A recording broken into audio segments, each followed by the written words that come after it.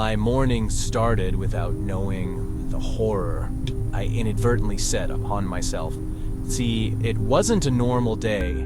It was a Wednesday morning, a fact that had slipped my mind. After I dropped the kids off at school, I got myself a hot cup of coffee. I was pleased. I was pleasant. Nothing was wrong in my world. But the fact remained, today was Wednesday. So there I stood, happily convinced it was a Tuesday.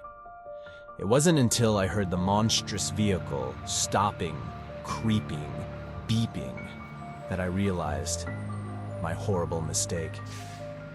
The truck wandered into my street and picked up the first trash can from my distant neighbor on the corner. Fear punched into me like a fist. I cried out and sprinted throughout my house, trying to jumble all of the trash, smash it together so that at least some of it got taken away. As I crazily ran outside and dumped it into the container, I then sprinted the large trash can up to the curb, just as the trash truck in all its glory, anger, and forgiveness passed me by. I watched the monstrous trash truck drive further down the street, contemplating if I had the speed to pass it on foot, but I couldn't. It disappeared around the far distant corner. I turned back to my house, a different man, a failed man, because I knew the implications of missing even one trash day were enough to bring it all crumbling down. Of course, I tried to rally the children and instruct the family, please, we must mitigate the amount of waste and trash that are created this week so that we can double up next week. We can do it if we stick together, I told them. But the children couldn't. They didn't understand. They were just children. It's not their fault.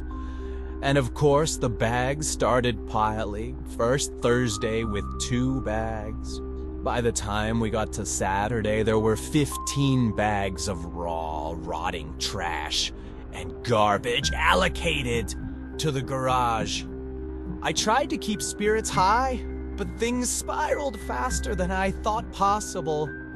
First, the odor came, followed by flies, rats, and even stray dogs. It wasn't long before the children had notable skin lesions and mental problems. Child Protective Services weren't far behind, and my poor wife, her capacity to endure tragedy was tested considerably as the trash piled up and the kids were put in foster care. Quickly the trash filled the garage, then the backyard, then it started piling up in the house. What else could we do?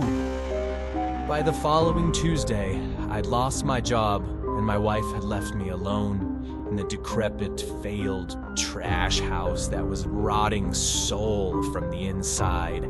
Of course, I made the silly mistake of thinking I could still fix it by the next trash day, but by the time Wednesday morning came, I had my full trash can on the street. But the house had burned to the ground, and the whole area been sealed as an environmental hazard. If I ever get the chance to rejoin society, I promise that I will never live to miss another trash day.